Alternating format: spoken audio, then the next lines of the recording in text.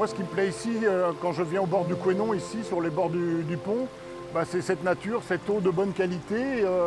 C'est quelque chose qui est au pied de nos communes, c'est quelque chose de pas connu.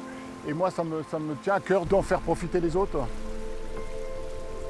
L'histoire de ce pont est importante parce que c'est un des seuls lieux de passage avant le Mont-Saint-Michel pour traverser le Couesnon, surtout en période de crue.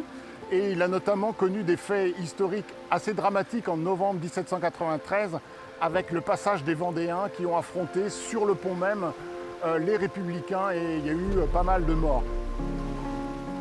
On avait constaté qu'il y avait des dégradations, il y avait des pierres qui s'en allaient. Donc on a alerté les élus, on a mobilisé nos adhérents dans l'association, on a mobilisé les habitants pour faire des journées citoyennes pour montrer que le pont avait une valeur.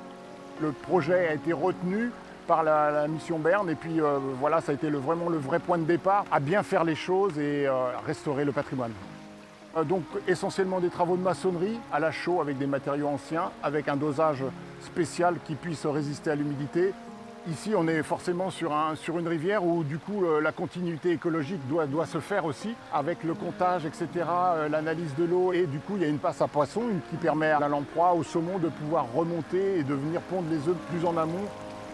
L'intérêt pour nous, c'est que le patrimoine ne soit pas figé et puis que demain, on puisse le transmettre aussi à nos enfants et qu'ils puissent le visiter, avoir des usages sur la rivière, autour du pont, autour des visites. Tous les petits pays sont riches d'une histoire, sont riches d'un patrimoine. Et ici, voilà, moi, ça me paraissait incontournable de s'occuper de ce pont-là. Il y a tellement d'ouvrages encore à s'occuper. Moi, je crois que j'y consacrerai toute ma vie finalement.